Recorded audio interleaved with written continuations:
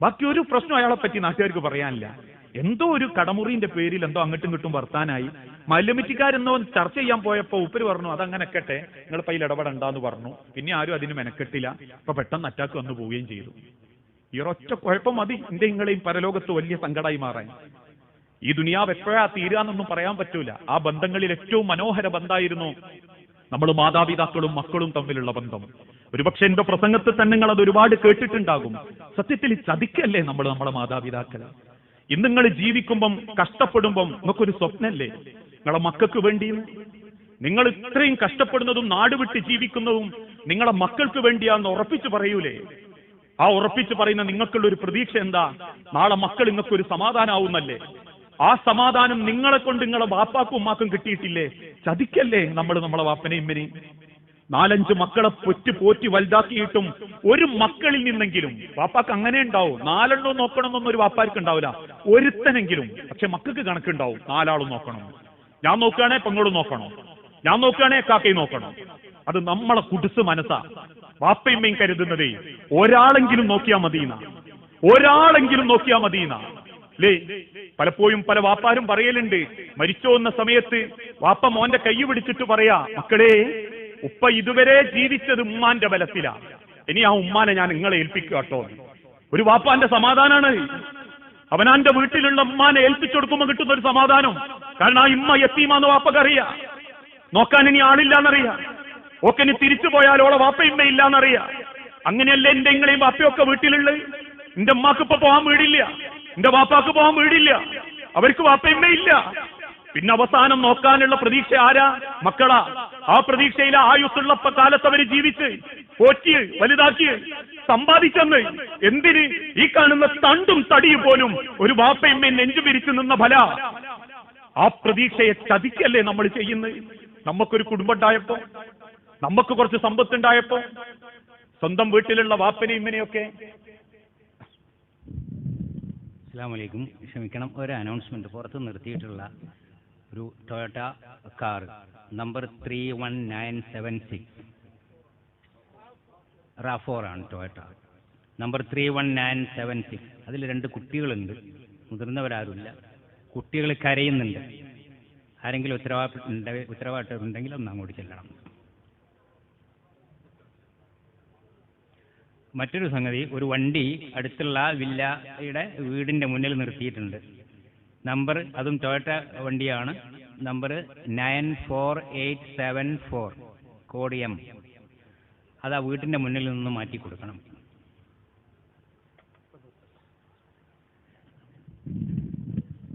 ബിസ്മില്ലാ, അൽഹംദുലില്ലാ. സഹോദരങ്ങളെ, ഞാൻ സൂചിപ്പിച്ചു വന്നത് നമ്മളെ ബന്ധങ്ങളാണ് നമ്മളെ അമലുകൾ സ്വീകരിക്കാനുള്ള ഏറ്റവും വലിയ മാർഗം. അള്ളാഹുവിനോടുള്ള ബന്ധത്തോടൊപ്പം തന്നെ അള്ളാഹു നമുക്ക് ഏൽപ്പിച്ചു തന്ന ബന്ധങ്ങൾ, അതിലേറ്റവും പ്രധാനപ്പെട്ട ബന്ധങ്ങളാണ് മാതാപിതാക്കൾ. ഒരുപക്ഷെ ദുനിയാവിൽ ജീവിച്ചിരിക്കുന്ന കാലത്ത് മാത്രം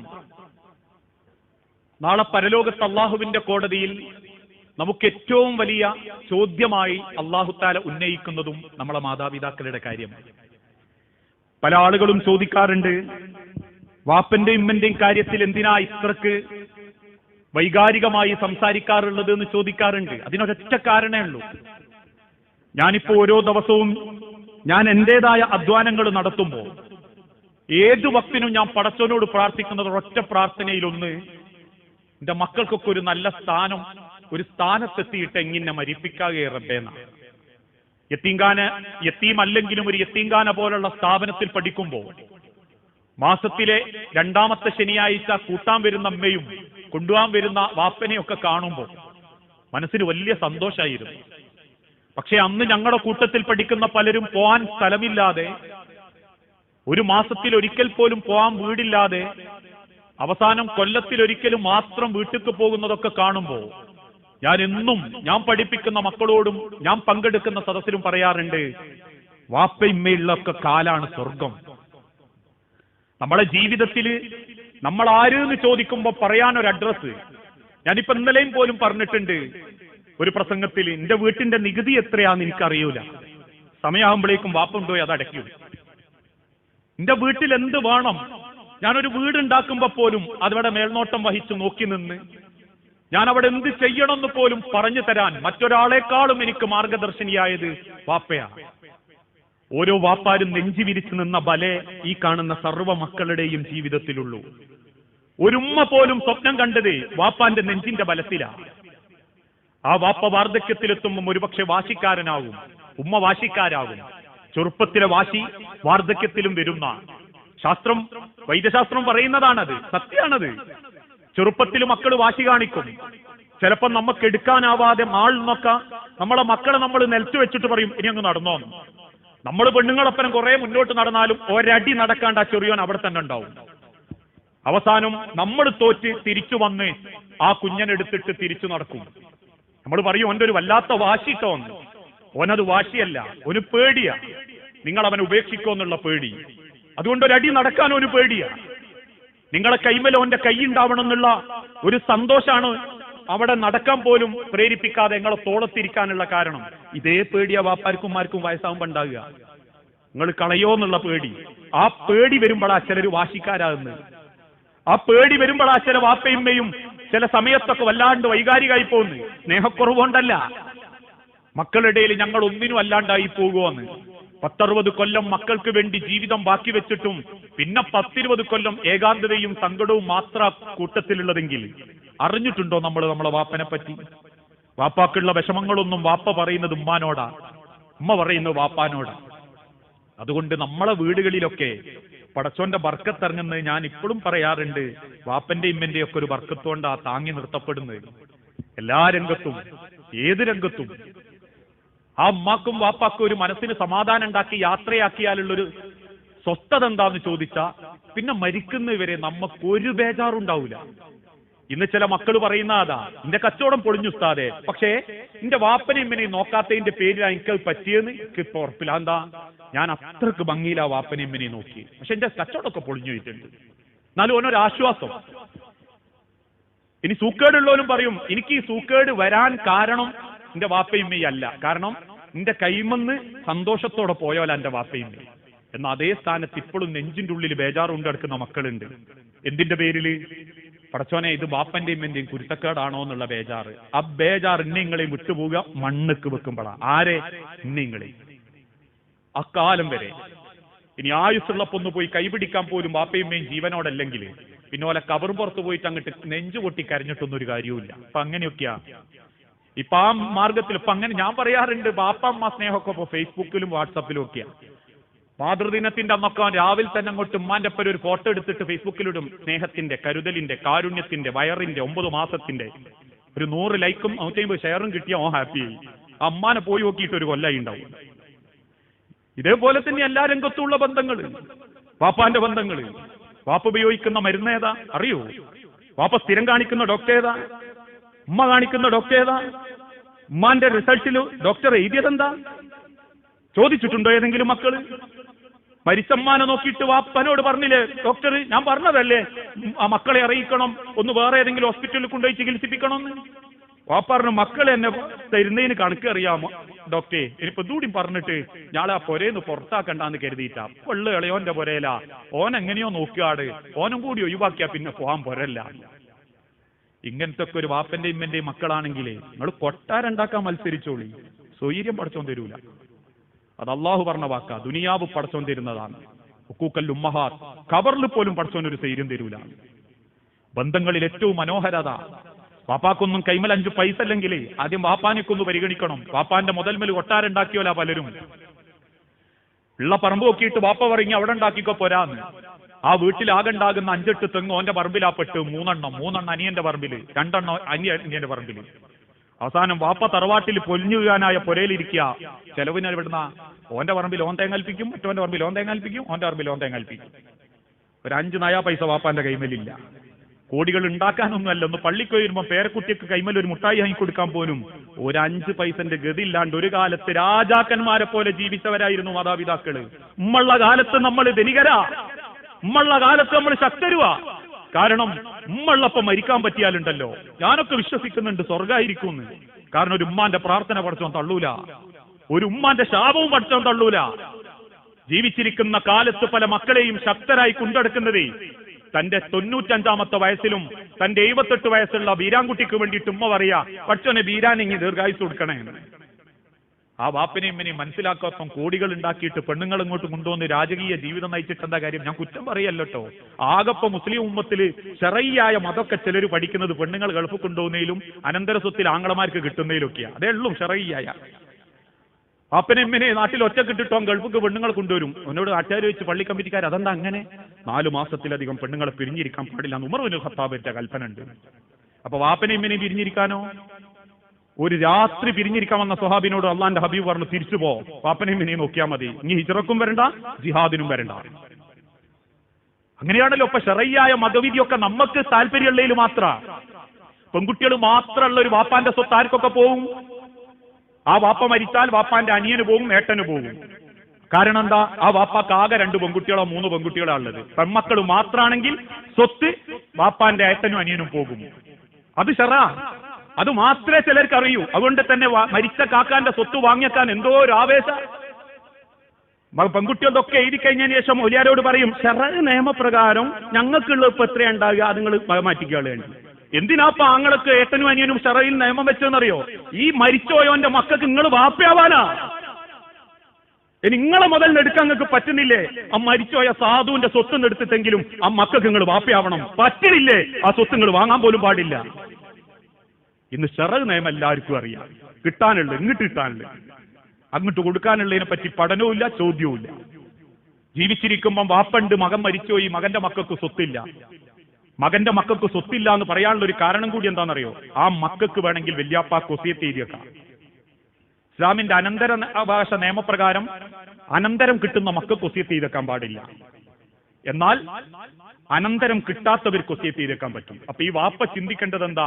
എന്റെ മരിച്ചോയോന്റെ മക്കൾ എത്തി മക്കളാ, ഐറ്റിങ്ങൾ ഗതികെട്ടാ ജീവിക്കുന്നതെങ്കിലേ ജീവിച്ചിരിക്കുന്ന കാലത്ത് ആ വല്യാപ്പ, അതായത് ഈ മരിച്ചോന്റെ വാപ്പ എന്ത് ചെയ്യണം? ആ മക്കളെ പരിഗണിക്കണം. പക്ഷെ ആ വാപ്പയും കൂടി ഇതൊന്നും ചെയ്യാണ്ട് മരിച്ചുപോയാലോ? ജീവിച്ചിരിക്കുന്ന മക്കൾ പറയും, മരിച്ച കാക്കാന്റെ മക്കൾക്ക് സ്വത്തില്ല. എന്തൊരു ഷെറാന!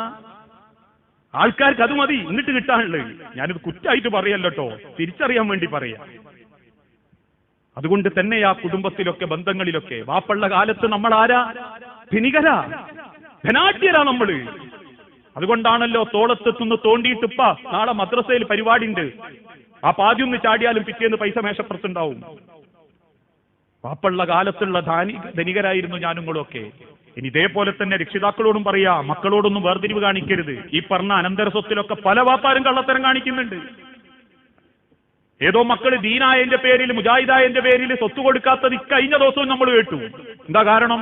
ഓൻ ജാറോ മക്കുബറയെ ഒഴിവാക്കി എന്നുള്ള ഒരൊറ്റ കാരണത്തിന്റെ പേരിൽ മകന്റെ പേരിലുള്ള സ്വത്ത് വാപ്പ വേണ്ടാന്ന് വെച്ചു. ബാക്കിയുള്ളവർക്കൊക്കെ എഴുതി കൊടുത്തു. അക്രമം കാണിച്ച, ഏതെങ്കിലും മക്കളോട് വേർതിരിവിൽ സ്നേഹത്തിലും സ്വത്തിലും കാണിച്ച, ദുനിയാവിൽ 100 ന്യായങ്ങളുണ്ടെങ്കിലും പടച്ചോന്റെ അടുത്ത് കണക്ക് പറയേണ്ടി വരും. ചില മക്കളോടൊരു പ്രത്യേക താല്പര്യം, ചില മരുക്കളോടൊരു വെറുപ്പ്, ചില പേരക്കുട്ടികളോടൊരു വെറുപ്പ്. ഇതൊക്കെയപ്പ ചില വല്യാപ്പാർക്ക് ദേഷ്യം പിടിക്കുക പെട്ടെന്ന്. ഓനോടില്ല. എന്താ? ഓന്റെ കീഴിലപ്പ ജീവിക്കുന്നത്, ഓനാണ് പൈസക്കാരൻ. അതുകൊണ്ട് ഓന്റെ മക്കളെയൊക്കെ വലിയ താല്പര്യമാണ്. ഇതൊന്നും ഒരു മക്കളോടും ചെയ്യാൻ പാടില്ല. എല്ലാ മക്കളും നമുക്ക് തുല്യരാ, ആണാവട്ടെ പെണ്ണാവട്ടെ. പിന്നെ പഠിക്കാത്തോ നിങ്ങൾ നോക്കണ്ട. ചെറുപ്പത്തിലെ ഞാൻ എന്റെ സ്കൂളൊക്കെ പറയുന്ന പഠിക്കാത്തോ നിങ്ങൾ നോക്കണ്ട. കഴിഞ്ഞ ദിവസം വരെ സോഷ്യൽ മീഡിയ കീഴടക്കിയ ഒരു വീഡിയോ ഏതായിരുന്നു? 10ാം ക്ലാസ്സിൽ SLC തോറ്റൊരുത്തം പറഞ്ഞു, വിലൊക്കെ 18 ലക്ഷം റുപ്യ കൊടുത്ത് സ്കൂളിൽ കയറി. ഞാനും അന്നൊരു ഇത് വാങ്ങി, ഈർച്ചമില്ല് വാങ്ങി. ഇപ്പൊ 30 കൊല്ലം അല്ലെങ്കിൽ 17, 20, 25 കൊല്ലം കഴിഞ്ഞ് ഇവരൊക്കെ റിട്ടയർഡായി. ഇവർക്ക് ആകെ കിട്ടിയത് ചെറിയ പൈസയാ. ഞാൻ ആ ഈർച്ചമില്ല് ഇപ്പം വിറ്റത് 1.25 കോടിക്കുക. എന്റെ കീഴിലും 12 ആള് ജോലിക്കാരുണ്ട്. അതുകൊണ്ട് വിദ്യാഭ്യാസത്തിന്റെ പേരിലും ബുദ്ധിന്റെ പേരിലൊന്നും മക്കളെ അളക്കരുത്. ഓരോരുത്തരും അതിന്റെ കോലത്തിൽ ജീവിക്കട്ടെ. അതിനു വേണ്ടിയിട്ട് അവരെ ബുദ്ധിമുട്ടിക്കുകയും ചെയ്യരുത്. ഈ കഴിഞ്ഞ ദിവസം ഒരു ചെറുപ്പക്കാരൻ പറഞ്ഞിട്ടുണ്ട്, ഞാൻ കുറെ കാലമായിട്ട് ഗൾഫിൽ പെണ്ണുങ്ങളെ വിളിക്കും ഗൾഫ് താമസിക്കാൻ. ഇത് ഗൾഫ് കൊണ്ടുവന്ന ഭാര്യമാരൊക്കെ കുറ്റക്കാരും പിയാപ്പിളാരൊക്കെ മോശക്കാരും ഒന്നും എന്റെ വാക്കിനെ ദുർവ്യാഖ്യാനം ചെയ്യരുത് കേട്ടോ. അതൊക്കെ നിങ്ങളെ നിയ്യത്തും നന്മയും അനുസരിച്ച് മുന്നോട്ട് പോയിക്കോളൂ. ചെറുപ്പക്കാരൻ പറയാ, എന്റെ ജോലി നഷ്ടപ്പെട്ട് ഞാൻ നാട്ടിലേക്ക് വിമാനം കയറി. പല തവണ ഞാൻ എന്റെ ഭാര്യനെ വിളിച്ചിട്ടുണ്ട് ഗൾഫിൽ നിൽക്കാൻ. ഓള് പറഞ്ഞു, ഇല്ല ഞാൻ ഇവിടെ നിൽക്കുകയാണ്, മക്കൾ വല്യാപ്പന്റെ വല്യമ്മന്റെ കുടുംബത്തിന്റെ ഇടയിൽ ജീവിക്കട്ടെ. നാട്ടിൽ വന്നപ്പോൾ എനിക്ക് അതിന്റെ മഹത്വം മനസ്സിലായത്. നിന്റെ മക്കൾക്ക് ഞാനില്ലെങ്കിലും നിന്റെ വാപ്പ കൊടുക്കുന്ന സ്ഥാനവും ആ വാപ്പാക്ക് മക്കൾ കൊടുക്കുന്ന സ്ഥാനവും, ജോലി നഷ്ടപ്പെട്ട് നാട്ടിലെത്തിയിട്ട് ഒരു കുടുംബക്കാരൻ എന്നോട് ചോദിച്ചിട്ടില്ല നീ പൊളിഞ്ഞു പോന്നതാണല്ലേ. കാരണം ഞാൻ നാട്ടിൽ അയച്ചു കൊടുക്കുന്നതിൽ നിന്നും മിച്ചം പിടിച്ച് ഭാര്യ പലരെയും സഹായിച്ചിട്ടുണ്ട്. അതുകൊണ്ട് തന്നെ എന്റെ വീഴ്ച കുടുംബക്കാർക്കൊരു വീഴ്ചയായിട്ട് തോന്നിയില്ല. ഓലിപ്പോഴും എന്നെ കാണുമ്പോൾ സ്നേഹത്തോടെ പറയും ഒക്കെ ശരിയാകടാ ദ്വാലുണ്ട്. അന്നാ എനിക്ക് മനസ്സിലായത് 17 കൊല്ലം ഞാൻ സമ്പാദിച്ചതിനേക്കാളിലും 17 കൊല്ലം കൊണ്ട് എന്റെ പെണ്ണ് സമ്പാദിച്ചതായിരുന്നു ഏറ്റവും വലുത്. ബന്ധ മനുഷ്യരെ മനോഹരം ഏത് മുതലിനേക്കാളും. അതിന്റെ അത്ര മനോഹരമായിട്ട് ദുനിയാവിൽ ഒന്നുമില്ല. അതുകൊണ്ട് തന്നെ മക്കളെയും കുടുംബത്തിനെയും രക്ഷിതാക്കളെയൊക്കെ ഒരുപോലെ കാണണം. മക്കള്, ഭാര്യമാര്, ഭർത്താക്കന്മാര് അല്ലേ, ഭാര്യന്റെ മനസ്സറിഞ്ഞ് ജീവിക്കാൻ പറ്റണം. ആള് നല്ല പിയാപ്ലയായിരിക്കും എവിടെ, നാട്ടുകാരെ മുൻപില്. ബന്ധങ്ങളായതൊക്കെ എന്റെ പെണ്ണ്, ഞാൻ ഇന്ന് മുറിച്ചു മാറ്റാനാവാത്ത പല ബന്ധങ്ങളും എനിക്ക് കിട്ടിയതിന്റെ പെണ്ണിലൂടെയാണ്. എന്നെ വാപ്പാന്ന് വിളിക്കുന്ന മക്കള്, അതിന്റെ വേദനയും സങ്കടവും സഹിച്ചതിന്റെ പെണ്ണ. ഞാനൊന്ന് കണ്ടപ്പോ 19 കൊല്ലം വാപ്പന്റെ അടുത്ത് സ്വർഗ ജീവിതം നയിച്ചോൾ എന്റെ കൂടെ പോരാന്ന് സമ്മതിച്ചത്. ഓളെ വാപ്പനേക്കാളും സ്നേഹം ഞാൻ കൊടുക്കുന്നുള്ള ഒരു വിശ്വാസത്തിന്റെ പേരിലാണ്. അങ്ങനെ എന്നെ വിശ്വസിച്ചിറങ്ങിപ്പോന്നൊരു പെണ്ണിന്റെ കണ്ണും മനസ്സും ഞാൻ കാരണം നിറഞ്ഞ പടച്ചോൻ പറയാ, ആണുങ്ങളിൽ ഏറ്റവും നാറിയ നിവിയ ഖിയാറുക്കും ഖിയാറുക്കും ലിനിസായിക്കും. ആണുങ്ങളിൽ ഏറ്റവും നല്ലവൻ കെട്ടിയ പെണ്ണിനോട് ഏറ്റവും മര്യാദക്ക് പെരുമാറുന്നവനാ, പരസ്പരം മനസ്സിലാക്കുന്നവൻ. ഒരുപാട് പൈസന്റെ കല്യാണം ഗംഗേമാക്കാൻ പറ്റൂ, അതേ ഉള്ളൂ എന്ന് പലർക്കും. കല്യാണം 3-4 ദിവസം ഒക്കെയാ. മഞ്ഞ കല്യാണം, ചുവപ്പ് കല്യാണം, വെറ്റില കല്യാണം, യഥാർത്ഥ കല്യാണം, തക്കാർ കല്യാണം. ഇനി വെറൈറ്റി നോക്കുക. അപ്പം 9 കൊല്ലം മുൻപ് കോഴിക്കോട് ഒരു മഞ്ഞ കല്യാണം നടത്തിയപ്പം അതിന്റെ 3-ാമത്തെ ദിവസം ഒരു ഖുത്ബ പറഞ്ഞിരുന്നു ഞാൻ, മുസ്ലിം സമുദായത്തിന്റെ പ്രശ്നങ്ങൾ എന്ന് പറഞ്ഞിട്ട്. ആ ഖുത്ബ പറഞ്ഞിറങ്ങിയിട്ടില്ല. അവിടുന്ന് ഇങ്ങോട്ട് ഒരാഴ്ച എനിക്ക് കേട്ട വാപ്പന്റെ വിളി വേറല്ല, ഫോൺ വിളിച്ചിട്ടും അല്ലാണ്ടും. അന്ന് പലരും ചോദിച്ചു, ഓരോരുത്തരും പൈസ, നിങ്ങൾ എന്തിനെല്ലാത്തിലും ഇടപെടുന്നത്? ഓരോരുത്തരും പൈസ അല്ലേ, ഓരോ എന്തെങ്കിലും ചെയ്യട്ടെ. ഞാൻ പറഞ്ഞു അതൊക്കെ ശരിയാ, പക്ഷേ ഇതില്ലെങ്കിൽ കല്യാണം ശരിയാവൂല എന്ന് ചിന്തിക്കുന്ന ഒരു തലമുറ വരും. അവർക്ക് ഇതൊക്കെ വേണ്ടി വരും. ഇതില്ലെങ്കിൽ ഓല് മാറിക്കൂല. ബ്യൂട്ടീഷ്യന്മാരെ വിളിക്കുമ്പോഴും പറഞ്ഞു ഈ പോക്ക് അപകടത്തിലേക്കാ. അഷ്ടിക്ക് വകല്ലാത്ത വാപ്പാനോടും പെൺകുട്ടി ആദ്യം പറഞ്ഞതെന്താ, തലേന്ന് ഗാനമേളയും വേണം, ഒരുക്കാൻ ബ്യൂട്ടീഷ്യനും വേണം. ഒരുക്കി പുറത്തേക്ക് വന്ന മോളെ കണ്ടിട്ട് വാപ്പ പെണ്ണിന്റെ അടുത്ത് ചോദിച്ചു, നാം പെണ്ണുങ്ങളുടെ അടുത്തേക്ക് ഇനി അല്ല ഇനി വെറ്റേന്ന്. കാരണം ഇരു നിറത്തിലുള്ളതിനെ വെളുപ്പിച്ച് ചോപ്പിച്ച് കൊണ്ടുവന്ന്. ഇതൊക്കെ അപ്പോഴത്തെ കാലം. അതിന് വാപ്പാക്ക് 15,000 ചെലവ്. അതല്ലേ ബർത്ത്ഡേ വന്നതും. ഇക്കഴിഞ്ഞ ദിവസം കോഴിക്കോട് സിറ്റിയിൽ നിന്ന് 5 ചെറുപ്പക്കാരെ പോലീസ് അറസ്റ്റ് ചെയ്തു. വീട്ടിലേക്ക് ഫോൺ വിളിച്ചു, ഉമ്മാനെ വാപ്പാനെ ഗൾഫില്. എന്തേ കാരണം? ഇക്കഴിഞ്ഞ 6 കൊല്ലവും വാപ്പയും ആഘോഷിച്ചതാ മോന്റെ ബർത്ത്ഡേ. അന്ന് ബർത്ത്ഡേ ആഘോഷിച്ചപ്പോൾ മുസ്ലിം ഉമ്മത്തിലെ പണ്ഡിതന്മാർ പറഞ്ഞു ഇപ്പോക്ക് അപകടത്തിലേക്കാ. അപ്പോൾ ആൾക്കാർ ചോദിച്ചു, കുറെ ആളുകള്, എല്ലാത്തിനും വിമർശനം, നിങ്ങൾ എന്തിനാ അതിനെപ്പറ്റി വിമർശിക്കുന്നത്? അതൊക്കെ ആഘോഷല്ലേ, ഒക്കെ രസമല്ലേ, മക്കൾ ജനിച്ച ദിവസമല്ലേ. 6 കൊല്ലം മക്കളുടെ ആഘോഷിച്ചപ്പോ 7-ാമത്തെ കൊല്ലം മോമ്മനോടൊന്ന് പറഞ്ഞു 5,000 ഉറുപ്പ്യാണോ പുറത്തുനിന്ന് ആ ഫുഡ് ഞാൻ ഒരുമിച്ച് ആഘോഷിച്ചോളാം. അട്ടപ്പാതിരക്ക് 2 മണിക്ക് നഫീസൽ ബസ് സ്റ്റാൻഡിന്റെ മുൻപിന്ന് പുകച്ചുരുളുകളായിട്ട് മക്കളെ പിടിച്ചപ്പോ ഉമ്മ പറയാ, ഓൻ ഇങ്ങനെ പോയത് അതിന് ആഘോഷിക്കാന്ന്. ഒരു 5-6 കൊല്ലമൊക്കെ നമ്മളെപ്പോ ആഘോഷിക്കാനുണ്ടാവും. പിന്നെ ഓല ഒറ്റക്ക് അങ്ങ് ചെയ്യും, നിങ്ങളോട് പൈസയും വാങ്ങും. ആ പാപവും ദുരിതവും സംഭവിക്കാതിരിക്കാൻ ആ ഉലമാക്കൾ രേഖപ്പെടുത്തി ചെയ്യരുതേ, കൊടുക്കരുതേ എന്ന് പറഞ്ഞ്, ഈ ആഘോഷം പാടില്ല എന്ന് പറഞ്ഞ്. ഇപ്പൊ അതൊക്കെ ഫാഷനബിളാ. എവിടുന്ന് എന്ത് കാണുന്നോ പുതിയത് അത് നമ്മളെ മക്കളെ അംഗീകരിക്കുക. ഇനിയിപ്പം പുതിയ ആളുകളും ചെയ്യുന്നില്ലേ, വലിയവരും ചെയ്യുന്നില്ലേ. ഞാനൊക്കെ ചിന്തിക്കാറുണ്ട്, ഫേസ്ബുക്ക് തുറക്കുമ്പം കാണാം ഓനും ഓളും കൂടി ഇങ്ങനെ കെട്ടിപ്പിടിച്ച് നിൽക്കുന്നത്. സ്നേഹത്തിന്റെ, കുളിരിന്റെ, ബന്ധത്തിന്റെ, ഈ അടുപ്പത്തിന്റെ 14 സംവത്സരങ്ങൾ. ആരാപ്പോ? ഓനോളും ഓലെ വെഡിങ് ആനിവേഴ്സറി. നിങ്ങൾ സന്തോഷത്തിലാണ്, നമ്മളെ ബോധ്യപ്പെടുത്തിയിട്ട് എന്താ കാര്യം? ഇനി ഓളെ എന്നെയും ബോധ്യപ്പെടുത്തി തന്നാ മതി, നിങ്ങൾക്ക് കൂലിയാ. ഞാളൊരു ലൈക്ക് ഇട്ടതുകൊണ്ട് നിങ്ങൾക്ക് പ്രത്യേകിച്ച് ഗുണമൊന്നുമില്ല പടച്ചോന്റെ അടുത്ത്. കാരണം എന്താ, അന്നായിക്ക് ഓനോളൊന്ന് നല്ലോണം നിന്ന്, അതുവരെ തമ്മിൽ അടിയായി. ഇതൊക്കെ അപ്പൊ ദുനിയാവ്. എല്ലാവർക്കും സോഷ്യൽ മീഡിയയും ഫേസ്ബുക്കും വാട്സപ്പും കുടുംബങ്ങളും ഇതൊന്നും വേണ്ട, എല്ലാം ഒരു അഭിനയം മാത്രം. ക്യാമറ കണ്ട മനുഷ്യൻ അപ്പം അഭിനയിക്കാൻ തുടങ്ങും. അതുകൊണ്ട് ആ ക്യാമറന്റെ മുൻപിലുള്ളതൊന്നും യാഥാർത്ഥ്യാന്ന് വിശ്വസിക്കരുത്. എത്ര ടിക്ടോക്ക് താരങ്ങൾ ആത്മഹത്യ ചെയ്തു, എത്ര ഇൻസ്റ്റഗ്രാം റീൽസുകൾ ആത്മഹത്യ ചെയ്തു. ഇനി അത് നമുക്കും ആ അഭിനയമാവും മനോഭാവം ഉണ്ടോന്ന് അറിയണമെങ്കിലേ വീഡിയോ കവറേജ് ഉള്ള ഒരു പൊരേ ചെന്നാൽ മതി കല്യാണത്തിന്. അതുവരെ വാരി വലിച്ചു തിന്നാൻ കവറേജ് ഇങ്ങനെ വരുമ്പം സാധാരണ തിന്നും. അതെന്താ? അഭിനയ. അതിന്റെ മുൻപിലുള്ളത് യാഥാർത്ഥ്യമല്ല. പെൺകുട്ടിയൊക്കെ ഒന്ന് പറഞ്ഞു കൊടുക്കണം, ഇത് യാഥാർത്ഥ്യാന്ന് കരുതി പരക്കം പായ. ഉള്ള ഫിൽറ്റർ ഇട്ട് ടോനിങ്ങോട്ട് വെളുപ്പിച്ചോളെ കൂട്ടിക്കൊണ്ടുപോയി പീഡിപ്പിച്ച് ഗർഭിണിയാക്കി തിരിച്ചുണ്ടച്ചാക്കുമ്പോഴാ ടിക്ടോക്ക് കുറ്റക്കാരെ. ഇതൊക്കെ കാലഘട്ടത്തിൽ മക്കൾക്കും കുടുംബത്തിനും പറയിച്ചു കൊടുക്കേണ്ടതിന് പകരം നമ്മൾ എന്നെ തോണ്ടി തീർക്കുന്ന സമയത്തിന്റെ ഉള്ളിലാണെങ്കിൽ ഒരു ഭാഗത്തു കൂടി കുടുംബം അങ്ങനെ ഒലിച്ചു പോകുന്നുണ്ടാവും. അതിന് നമ്മൾ ഒരുമിച്ച് നിൽക്കണം. ബന്ധത്തിന്റെ വില അറിയണം.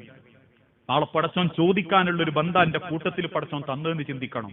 ഞാൻ ഓളോടി കിടന്നപ്പുണ്ടായ ഒരു ഇറച്ചിക്കഷ്ണല്ല എന്റെ മക്കള്. അവർ പടച്ചോൻ അറിഞ്ഞു തന്ന മുതലാ. അവർ ഓരോരുത്തരുടെ മനസ്സ് പാകപ്പെട്ടിട്ടില്ലെങ്കിലും പടച്ചോൻ എന്റെ നേരെ ഒരു ചോദ്യം വരുത്തും, എന്റെ ഓളെ നേരെയും ചോദ്യം വരുത്തും.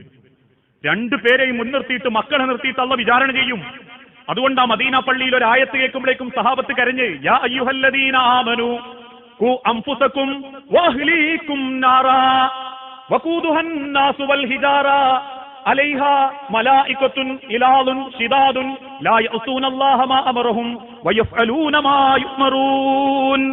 വിശ്വാസികളെ, 5 വക്ത് നിസ്കരിക്കുന്നവരെ, നോമ്പ് നോൽക്കുന്നവരെ, സക്കാത്ത് കൊടുക്കുന്നവരെ, ഖു അൻഫുസകും വഅഹ്ലീകും നാറാ, നിങ്ങൾ നിങ്ങളെ മാത്രം രക്ഷപ്പെടുത്തിയാ പോരാ, നിങ്ങളുടെ കുടുംബത്തെയും കൂടി പടച്ചോങ്ങളെ കൈമേൽ ഏൽപ്പിച്ചു തന്നിട്ടുണ്ട്. അതിനാ എനിക്ക് ശമ്പളം പടച്ചോശം കൂട്ടി തന്ന്, അതിനാ പടച്ചോൻ ആയുസുള്ള കാലത്ത് എനിക്കൊരു ജോലി തന്ന്.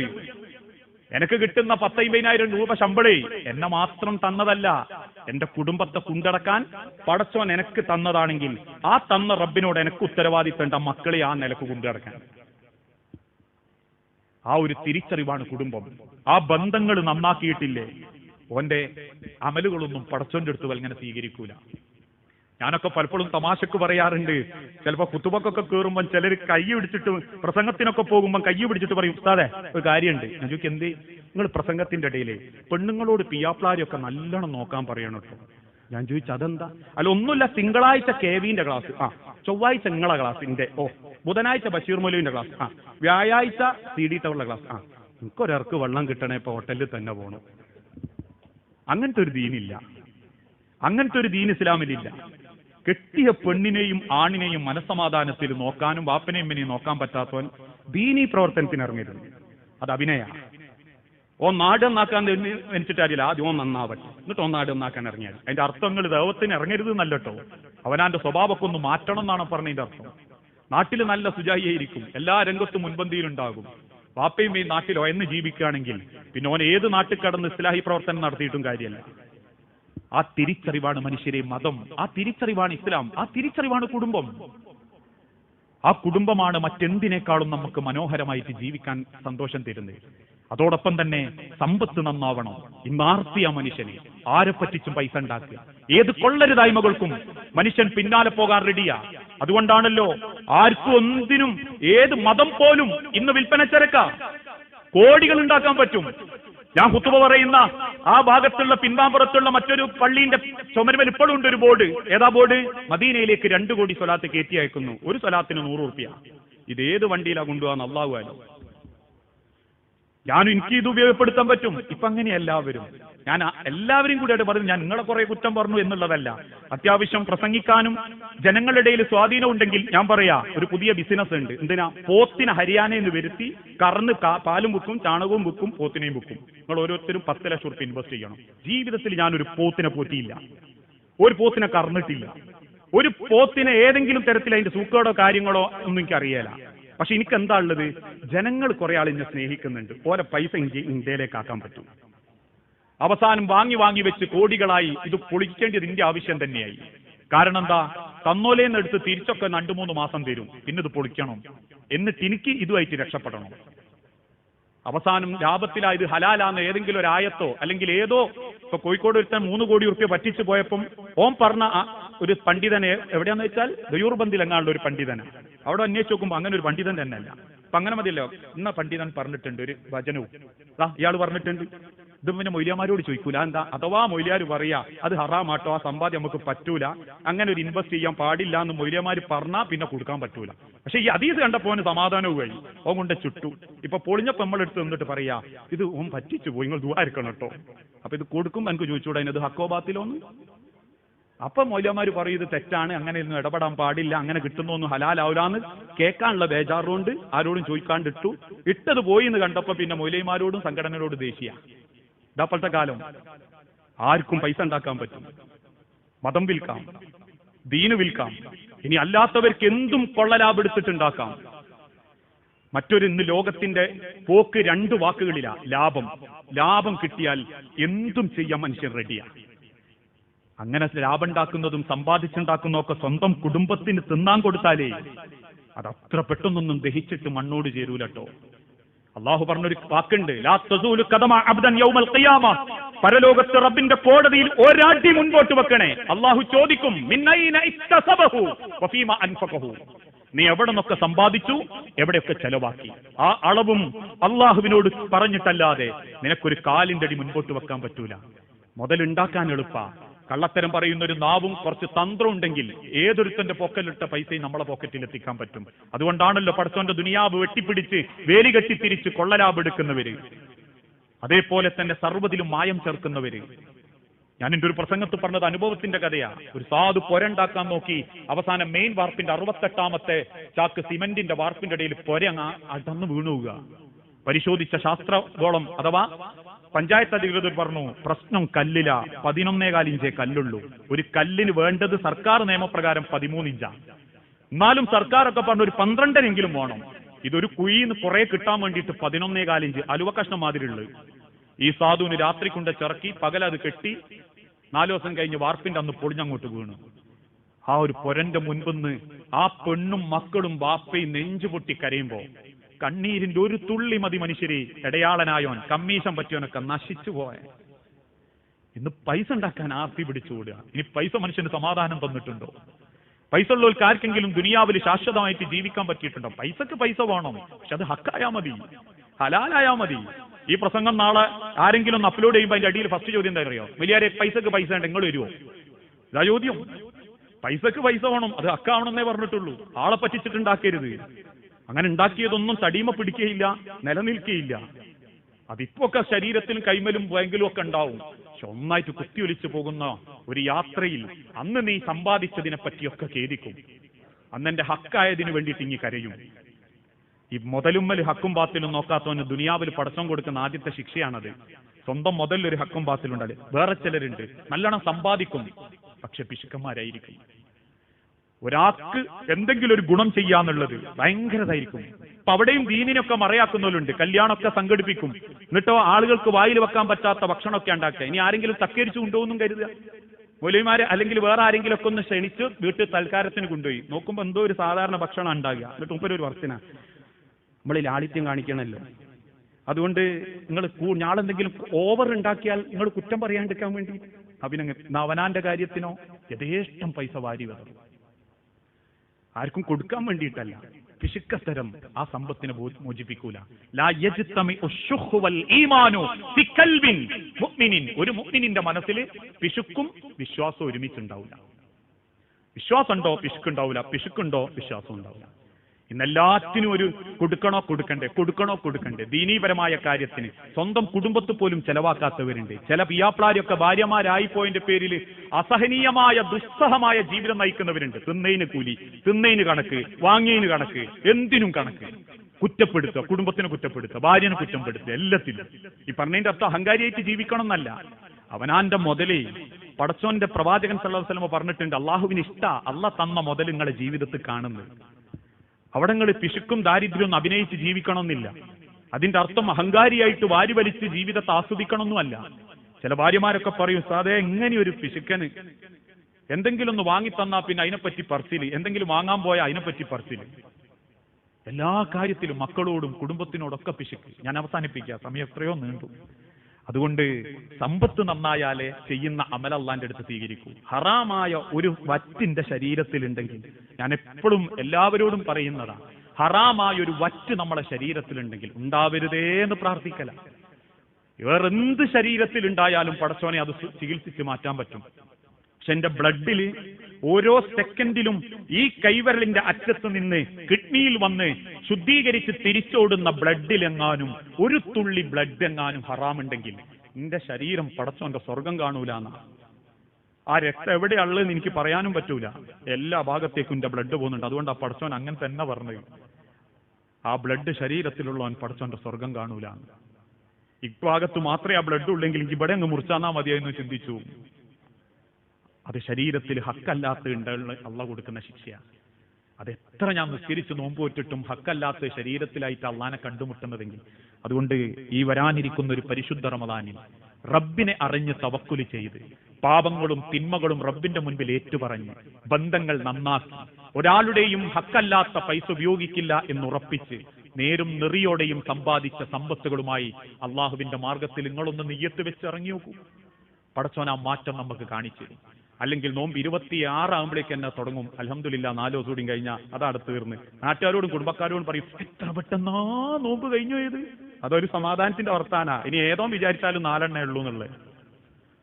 ആ ഒരു മാറ്റമില്ലായ്മ നമ്മളിൽ സംഭവിക്കാതിരിക്കാൻ മാറട്ടെ, തിരുത്തട്ടെ, തിരുത്താനാവട്ടെ ഈ ഒരു കിസൈ സെന്ററിൽ ഈ ഒരുമിച്ച് കൂടൽ എന്ന് ആത്മാർത്ഥമായി പ്രാർത്ഥിച്ച് ഞാൻ എന്റെ വാക്കുകൾ അവസാനിപ്പിക്കുന്നു.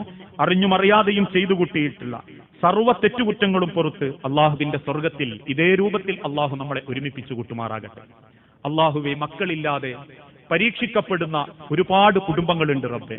മക്കളെന്ന അനുഗ്രഹം നൽകി ഓരോ കുടുംബങ്ങളോടും നീ കാരുണ്യം കാണിക്കണമേ.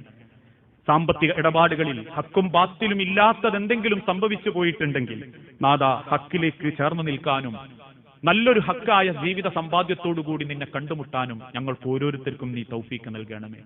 اللهم اغفر للمؤمنين والمؤمنات المسلمين والمسلمات الأحياء منهم والأموات إنك مجيب الدعوات يا قاضي الحاجات.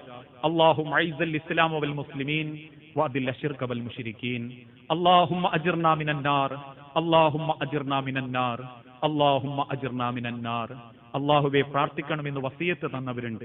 നമ്മുടെ കൂട്ടത്തിലുള്ള പലരും നാദാ നല്ലൊരു ജോലി ലഭിക്കാൻ, നല്ലൊരു മഈശത്ത് ലഭിക്കാൻ, മനസ്സമാധാനത്തോടെ ജോലി ചെയ്ത് കുടുംബം പോറ്റാൻ ഞങ്ങൾക്ക് ഓരോരുത്തർക്കും നീ തൗഫീക്ക് നൽകണം. അള്ളാഹുവെ, ഞങ്ങളെ മക്കൾക്ക് നേരായ വഴി കാണിച്ചു കൊടുക്കാനും മക്കളെ കൊണ്ട് പരലോകത്ത് അപമാനിക്കപ്പെടാതെ കുടുംബം കൊണ്ട് സ്വർഗം ലഭിക്കുന്ന മുഅ്മിനീങ്ങളിൽ ഞങ്ങളെ കുടുംബത്തെ നീ ഉൾപ്പെടുത്തി അനുഗ്രഹിക്കണമേ. നിങ്ങളെ പ്രാർത്ഥനയിൽ നിങ്ങൾ എന്നെ ഉൾപ്പെടുത്തണം. ഒരുപാട് യാത്ര ചെയ്യുന്ന ആളാണ് ഞാൻ, പലപ്പോഴും പറയാറുണ്ട് എന്നെക്കാൾ